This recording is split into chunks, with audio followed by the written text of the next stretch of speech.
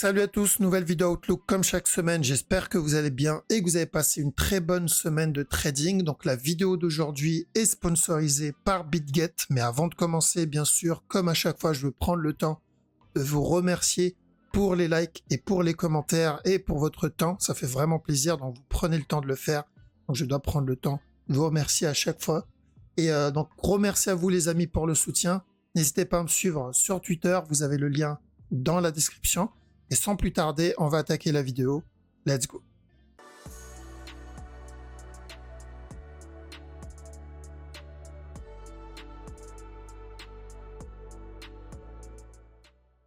Alors, avant de commencer l'analyse, donc pour ceux qui recherchent un exchange crypto, je passe toujours par BitGet, que ce soit pour le trading spot ou le trading future. Donc, on sait que Binance, ils ont arrêté de proposer les futurs en France. D'ailleurs, pas que ça. Ils ont aussi arrêté de proposer leur carte de paiement.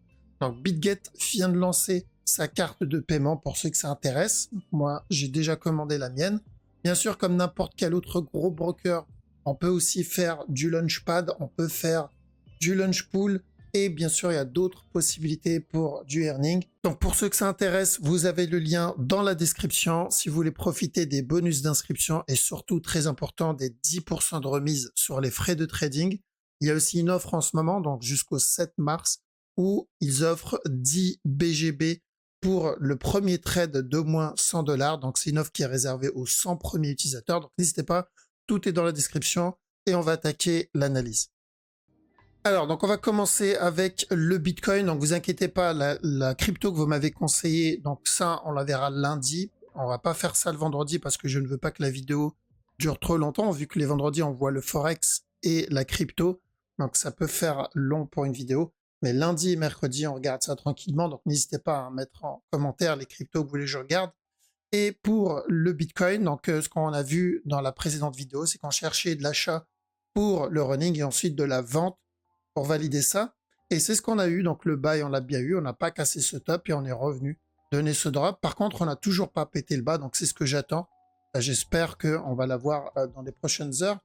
Donc toujours la même chose, casse sur du bas. Par contre, une fois le bas cassé, on fait attention pour encore un autre push parce qu'on peut être sur un plus gros running flat. D'accord? Parce que le mouvement qu'il a donné ici était plutôt correctif. Donc, s'il vient péter ce top, évidemment, on cherchera directement la cassure de ce top. Mais ça me semble encore un peu trop tôt pour ça. Ok? Donc ça concerne plus ceux qui tradent la petite time frame. Donc du 15 minutes, 5 minutes, etc. En dessous même. Donc c'est vraiment trading court terme. Sur la time frame un peu au-dessus, bon c'est toujours pareil, on est toujours sur la correction minimum de l'impulsion qu'on vient d'obtenir. Donc je cherche juste la fin de cette structure corrective et ensuite encore un push. Tant que le mouvement reste dans le même range, c'est encore haussier. Donc on est au-dessus de cette trend et qu'on est sur la même structure, donc le même range, c'est encore plutôt haussier. D'accord? Par contre, je commencerai à changer d'avis uniquement si j'ai un gros mouvement baissier comme ça. D'accord? Donc si j'ai un gros drop, même si elle revient, même si on est encore sur la trend, on changera complètement la structure. D'accord? La trend seule ne veut rien dire. Donc, on est toujours dans une correction. Attention, je pense pas que le drop soit complètement terminé parce qu'on n'a toujours pas validé notre flat, notre B en tout cas. Donc, on a besoin qu'il casse ce bas et à chaque nouveau plus bas, je surveille minimum pour un running. S'il donne plus, tant mieux, mais nous, ce qu'on veut, c'est minimum ça. Ensuite, on a aussi le donc ETH. ETH, pourquoi pas un running flat aussi. Donc, on a eu ce drop, on cherchait le B qu'il a donné ici. Et ensuite, on cherche le drop pour le C. Alors, je ne sais pas si c'est un running ou un regular. On a cassé le top. J'ai l'impression, oui, on a cassé le top, donc plutôt un running flat. D'accord. Donc, on considère ce mouvement-là toujours comme un A, comme la dernière fois. Ce qu'il a donné potentiellement comme un B. Et on fera attention au C. D'accord. Donc, on verra dans cette zone. Si on le voit casser et s'éloigner de ce bas, on invalidera le running. On partira pour une nouvelle structure. Mais pour le moment, c'est ce qu'on cherche pour revenir péter ce top. Le BNB, alors BNB, ça s'est plutôt bien passé donc en interne. On cherchait de la vente ici, ça c'est fait. On cherchait de l'achat ici, ça c'est fait. Et il y avait potentiellement un petit running en 15 minutes ou un regular flat en 15 minutes. Sauf que on est venu casser ce bas, donc ce qu'on invalide la structure. On a eu un petit contracting au final. On a pété ce top et ce mouvement-là, je le considère comme notre A. D'accord? Donc une structure, la première correction de l'impulsion qu'on a obtenue, ce qui est une bonne chose, parce que l'objectif, il est encore un peu plus haut, rappelez-vous. Notre objectif, il est sur la structure daily, qui est là-dedans. On va mettre l'objectif ici. Voilà, donc ça, c'est notre objectif, ça n'a pas changé. C'est pour cette raison, en interne, hop, 15 minutes, je partirai pour ce qu'il donne là-dedans. C'est la correction donc de notre impulsion. Le A, si je le vois corriger, donc me donner un autre flat, je continuerai à prendre le buy pour ce top-là et l'objectif final daily qu'on attend déjà depuis plusieurs mois. D'accord, voire peut-être même un an, je sais plus. Le dot, plutôt correctif comme move en 15 minutes. Donc, on est venu péter ce top. Je crois qu'on a validé un running, il me semble, je sais plus. Oui, je crois qu'on a validé un running ici en interne aussi, vu qu'on a pété ce bas-là. Donc, on peut considérer le move aussi comme un A. Ce qu'il donne ici, c'est plutôt correctif. Donc, attention pour encore un autre plus bas. D'accord? Pas pour venir péter ce bas-là, mais probablement juste pour un plus gros B et ensuite encore un push. Donc, ça veut dire quoi? En 15 minutes, c'est très simple. On attend ça comme A. Enfin, ça, on l'a déjà obtenu comme A. J'attends la fin de ma correction, donc la fin de mon B. Et ensuite encore un autre push. Donc, je ferai attention s'il revient tester ce top pour le sell d'un simple regular flat EGLD. Plutôt la grosse structure qui m'intéresse ici. Donc, à chaque nouveau plus bas, je tente les buy setup pour revenir tester ce top pour un simple regular flat. Est-ce qu'il peut donner un gros running, c'est-à-dire est-ce qu'on peut avoir un up et ensuite encore un drop? Oui, mais bon, on aura largement le temps de sortir à ce moment-là pour le running. D'accord? Donc, ou un running flat ou carrément venir péter le top directement. Donc ça, on l'a déjà vu des centaines de fois aujourd'hui. Donc on garde la même structure et la même direction pour le moment sur le GLD. D'accord? Un up pour un running ou carrément revenir tester le top. Parce qu'on est sur un gros flat. Sol. Alors le sol, le mouvement s'éloigne vachement du dernier plus bas. Donc ça reste relativement correctif, d'accord? Mais on s'éloigne du bas. Donc le mouvement devient de moins en moins correctif. Surtout que la grosse structure sur le sol, l'objectif n'a vraiment pas changé. C'est toujours revenir péter ce top-là. Donc je me demande si on va avoir une structure corrective un peu plus grande avant qu'il vienne péter le top. Donc ou il vient péter le top directement, ou une structure un peu plus grande avant qu'il vienne le péter. Donc l'analyse sur la plus grosse time frame, elle n'a pas changé, parce que l'objectif est le même. Donc on fait attention à chaque nœud plus bas, s'il y a des buy setup, ça se tente. Et au minimum, ça sera pour un running flat. D'accord, minimum pour un running flat. Et s'il continue à push et il vient péter la trend, on partira pour carrément finir le plus gros mot. D'accord? Parce qu'on a toujours ça comme A, ça comme B et ça comme C. Donc on peut partir pour un regular flat. Mais vu l'agressivité de ce move, je pourrais partir aussi pour un running en interne. D'accord? Donc déjà prendre ce mouvement-là, c'est pas mal. Et s'il valide bien le running, on retentera le buy, plus bas. D'accord? Donc pourquoi pas tenter des buy setup ici, en tout cas pour du trading. D'accord? Je rappelle trading sur le gros move, la direction est toujours la même, c'est-à-dire venir tester ce top. Le VET, alors le VET, ça va être de l'interne, donc le gros mouvement est déjà parti. Donc VET, les deux analyses aussi restent les mêmes, je rappelle. Ça peut être notre regular flat. Dans ce cas-là, c'est buy pour la cassure du top. Et l'autre scénario, c'est qu'il donne un plus gros B. Ensuite, il donne un nouveau plus bas. Ici, revenir péter ce bas. Et après, on viendra péter le top. D'accord? Donc, ça ne change pas la direction. Ça va uniquement changer la durée de la structure. Ok? Donc, attention en interne. Il y a peut-être, pour ceux qui tradent, le 15 minutes. Tant qu'on reste dans cette zone, c'est très important. D'accord? Si on voit venir continuer à drop, on invalidera ce que je vais vous dire ici. Mais pour le moment, s'il donne des buy setup dans cette zone, ça se tente pour revenir péter le top. D'accord? Revenir tester ce top là. Maintenant, on surveille si la cassure de stop, ça va être juste un B pour la plus grosse structure, ou si ça va être la continuation pour terminer notre regular flat. Là, c'est trop tôt pour le dire. Et s'il vient casser ce bas tout de suite, ça me semble un peu trop tôt pour que ce soit le cas. On tentera les buy setup plus bas. Donc je privilégie de l'achat sur les VET, sur le VET pardon pour le moment, et parce que mon objectif c'est vraiment de trade un flat en interne ou un flat un peu plus grand. Mais quoi qu'il arrive, c'est plutôt le gros move qui m'intéresse. Le Litecoin aussi, je vais privilégier plutôt de l'achat. Évidemment, je vois bien qu'il est en train de range en interne, donc on peut avoir encore un petit drop.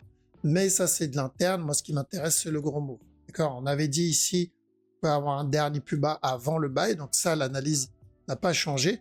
Attention ici, on peut avoir encore un autre plus bas. Mais ça, c'est pas trop grave. Je tenterai des buy setup tant que je reste dans cette zone.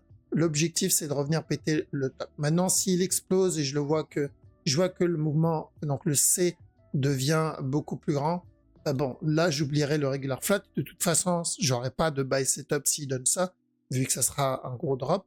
Mais s'il y a des buy setup, je tenterai les buy setup à chaque nouveau plus bas. Attention, juste ce range-là qui est plutôt correctif, donc on risque encore un nouveau plus bas. Voilà, donc on a fait le tour de la crypto. On va attaquer le Forex. Donc, Aude, CHF au Forex. Bien sûr, on a eu le petit buy ici. Alors, je ne sais pas si on a validé notre running. On a peut-être déjà validé notre running. Rappelez-vous par rapport à ce move, je vous ai dit on risque à chaque move plus haut un petit drop avant la continuation. Bon, je pense qu'on a déjà validé le C de ce mouvement-là. Après, ça va être plus des mouvements en interne qu'on va devoir surveiller.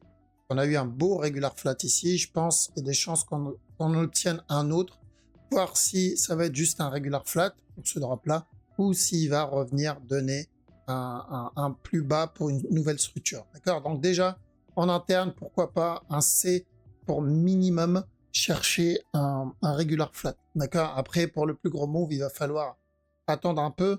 Au GPY, un running flat, ça peut être pas mal là-dedans. Donc on n'a pas pété ce bas pour répartir pour un drop, venir donner un running flat et ensuite encore un push. Si le running, il l'a déjà donné avec le mouvement précédent, ce qui m'étonnerait vu la taille de la structure, je pense qu'on a déjà eu le running ici. Et ensuite, il est en train de nous donner un nouveau move, mais on le verra, il ne faudra pas qu'il pète ce bas. Tant qu'on n'a pas pété ce bas, je tenterai encore un autre push pour revenir tester le top. Au USD, on part pour un plus gros B, tout simplement. Donc, on a eu ce régular qui était très propre. Ça comme A. B, tant que ce top n'est pas cassé, je cherche de la vente pour revenir tester ce bas. C'est du 15 minutes aussi, hein. Bien sûr, on est en train de corriger potentiellement l'impulsion qu'on a obtenue là, donc le B de cette impulsion. Donc, la correction de cette impulsion.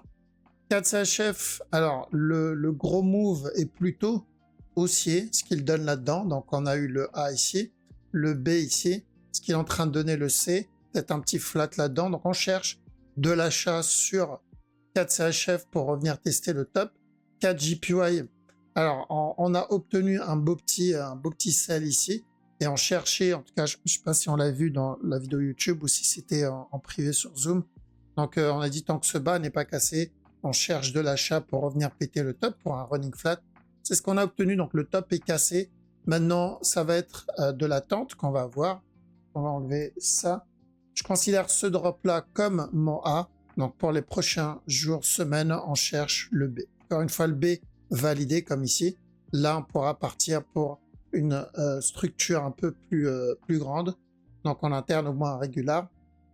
CHF JPY, alors il y a peut-être un petit flat qui se prépare. Donc on n'a toujours pas pété stop. Donc c'est où il vient le péter. D'accord? Directement. Alors attention, on va avoir un running d'abord avant qu'il vienne le péter. Ou sinon, on va avoir un plus gros flat, tout simplement. Après on viendra casser le top. D'accord? Pour une structure corrective un peu plus grande. Mais déjà en interne, on fait attention au running, voire même un petit régular d'abord. Donc, ou il valide le running tout de suite, ou sinon, on va avoir un régular ici, A, B, C, encore un autre push, et après, on fera attention au running flat. OK?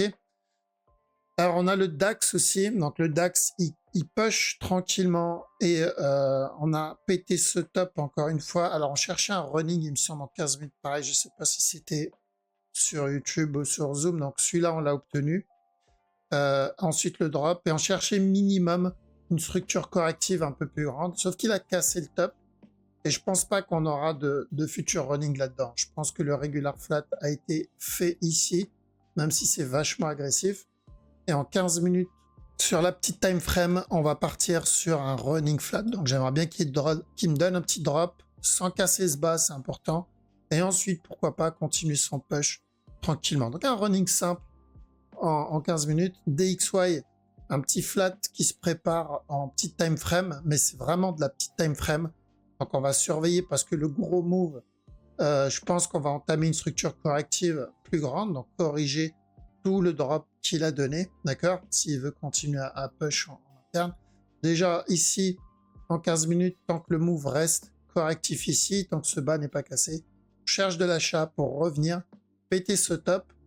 Sur EuroHood, on est clairement en train d'avoir une structure corrective. Donc si elle revient tester ce top, je chercherai encore de la vente pour revenir, péter le bas pour un simple regular flat.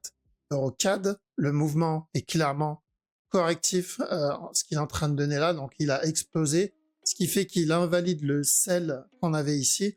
Il a donné en plus un petit buy setup là-dedans. Et en plus, il en donne un autre sur du 15 minutes. Donc clairement, pour le moment, c'est encore haussier pour venir péter le top.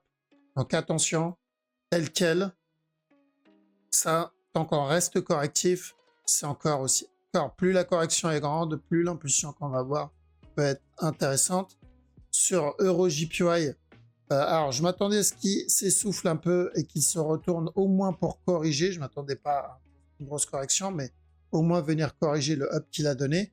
Donc, sauf que il nous a donné un beau petit regular flat. Il est revenu péter stop et en plus il en donne un autre. Donc c'est encore haussier, pardon. Surtout qu'on s'éloignait, on a pris du momentum sur le move. Donc je prends ce mouvement-là comme un A, ce qu'il a donné comme un B, ce qu'il donne ici comme un C, et je fais attention pour encore un autre push pour revenir péter le top. Donc on a bien repris du momentum sur ce move. EuroNZD, c'est encore correctif, ça peut être une très belle structure à trade. Donc on a ce A, potentiellement un B ici. Et ensuite, on va chercher un C, que ce soit pour un régular ou un running. Et après, on fera attention encore à un drop. D'accord? Sur la time frame au-dessus, évidemment, c'est toujours le même running que je cherche. Pour moi, ça, c'est toujours un A. Donc, à chaque nouveau plus bas, je fais attention à l'impulsion pour le C du running flat avant la continuation vers la baisse. Mais déjà, pourquoi pas viser le flat en interne, 15 minutes là, ça peut être pas mal. Au moins tenter pour le C, que ce soit pour le buy du C ou pour le drop, pour valider le flat. EURUSD, alors plutôt baissier en petite time frame, donc on a cassé la trend, d'accord. Donc ce que je cherche ici, évidemment, c'est la correction de cette impulsion si je veux continuer à prendre de l'achat. Je vais devoir attendre qu'il corrige. Par contre, en petit time frame, il y a un petit setup de vente en préparation. Donc on fait attention à chaque nœud plus haut pour de la vente, revenir péter le bas, donc c'est vraiment du trade petite time frame.